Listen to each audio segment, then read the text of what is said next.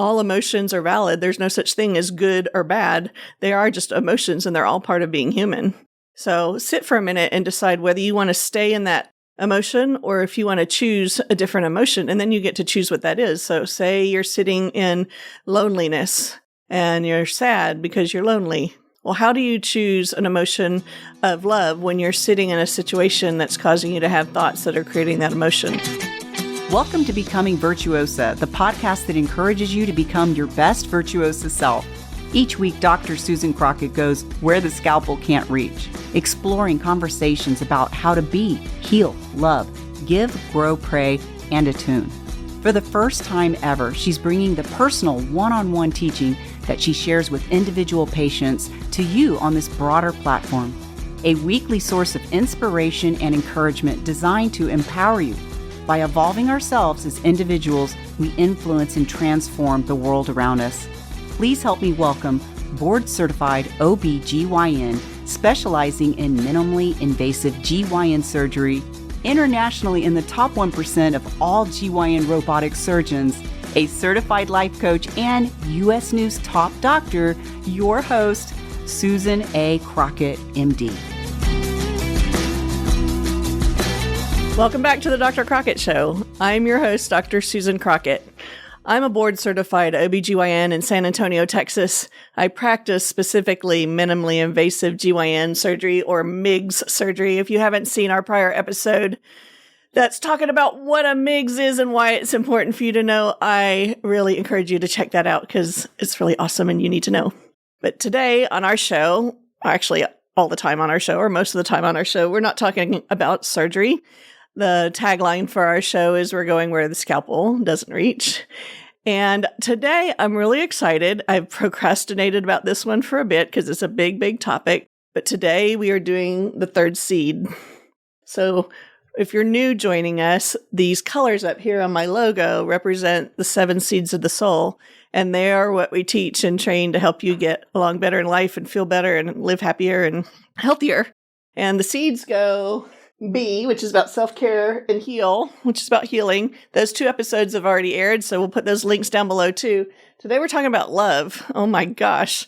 Who am I to talk about love? Like, what hasn't been said or written about it? Crazy, huge topic. So when I'm trying to prepare for this, I was talking to my coach friend, Paige, and she said, wait a minute. You are exceptionally qualified to talk about it because only you have experienced it from your point of view. And the world needs to hear that. And the other thing is, no matter how many times we read things about love and see things about love, somebody out there, one of you that I'm talking to today, needs to hear this. You need to be reminded. And so we're going to do this episode. And it's a tough one. And it's a wonderful one, too. Maybe I should finish the seeds. I'm going to tell you the rest of the seeds. So we go be, heal, love, give, grow, pray, and attune. I'm looking at my monitor. It worked. Attunement is the last one.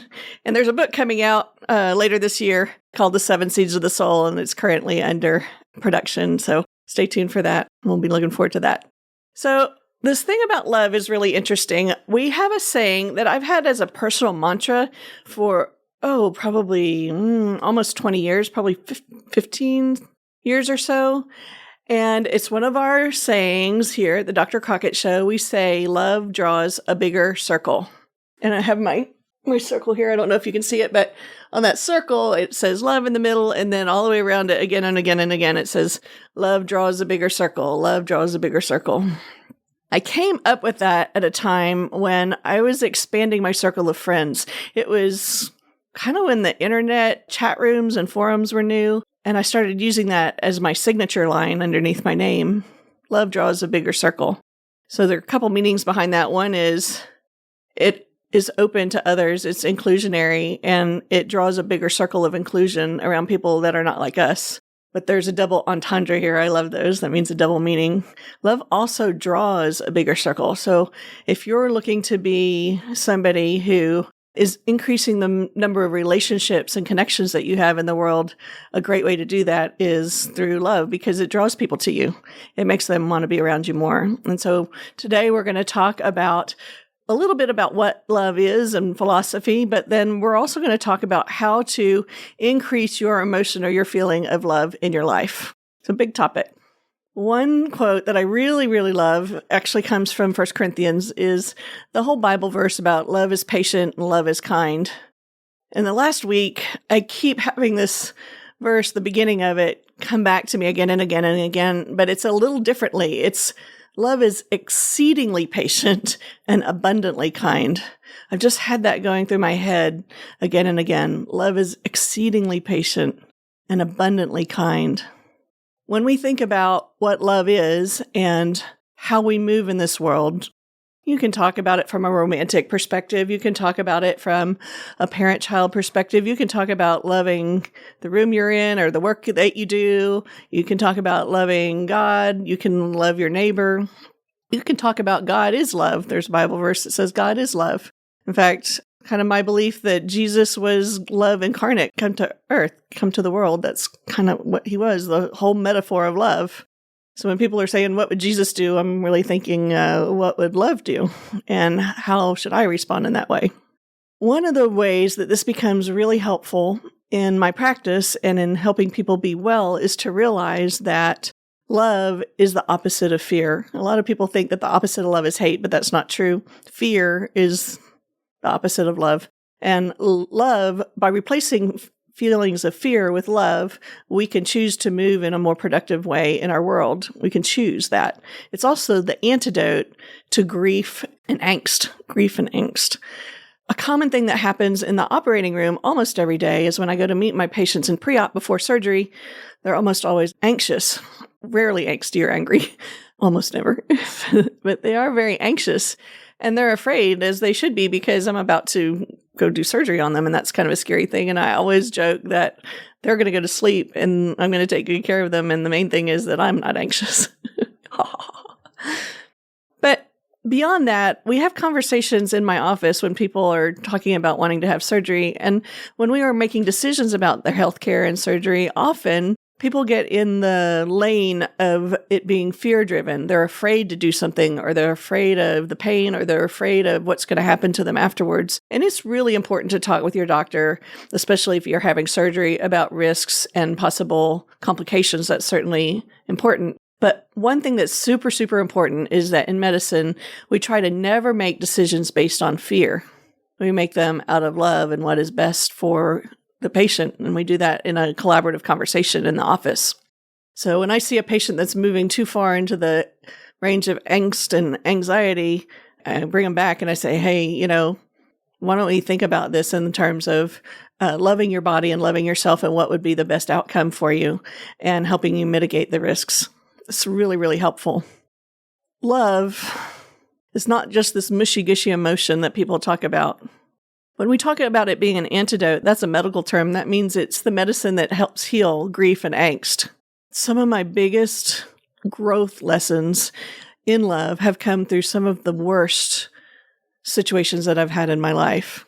It's in times of grief and in times of suffering and in times of angst where if we can clue into that thought of love is exceedingly patient and abundantly kind and reassure ourselves of those things, it doesn't mean we don't grieve or we don't have the emotion of angst. It's not avoiding it. It's going through it and having the medicine along with you to heal.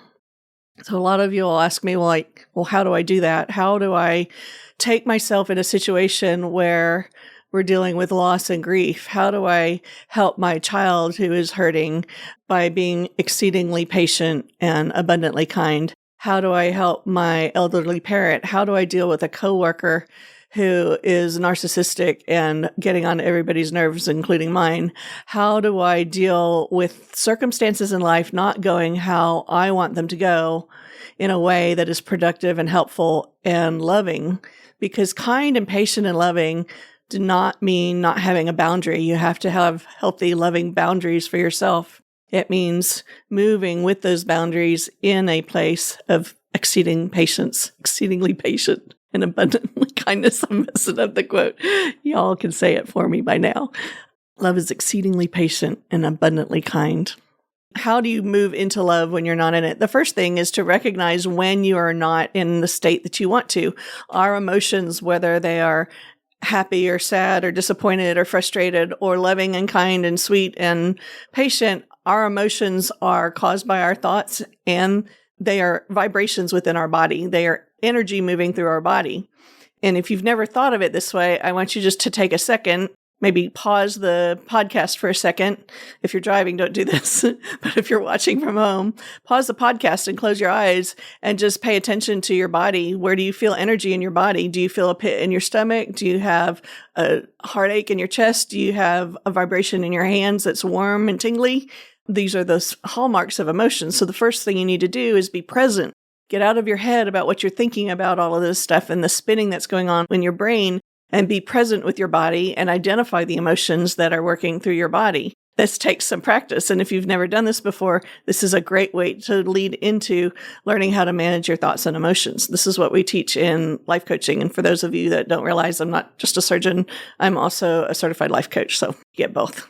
The second thing is, after you have identified your emotions in your body and you're present with them, then you need to think to yourself, do I want to be in this emotion right now, or do I want to choose a different one? Do I want to choose a higher vibrational energy? The highest vibrational energy, of course, being pure love. Sometimes we want to sit in our grief and in our anger. All emotions are valid. There's no such thing as good or bad. They are just emotions, and they're all part of being human. So sit for a minute and decide whether you want to stay in that emotion or if you want to choose a different emotion, and then you get to choose what that is. So say you're sitting in loneliness and you're sad because you're lonely. Well, how do you choose an emotion of love when you're sitting in a situation that's causing you to have thoughts that are creating that emotion? There's two ways you can do this, and I'm going to tell you right now. One way is to look internally at sources of love. You can look at your memories and your thoughts of loving circumstances and situations that you've had in your life. Maybe remember the love of your spouse or your child or your parent, or the beauty of a flower, or the loving thing that happened the other day with you and a friend. You can think about examples of love that you've seen outside of you. Like, what have you read in a book that is an example of love, or seen on a television program, or how has love been extended to you in the past?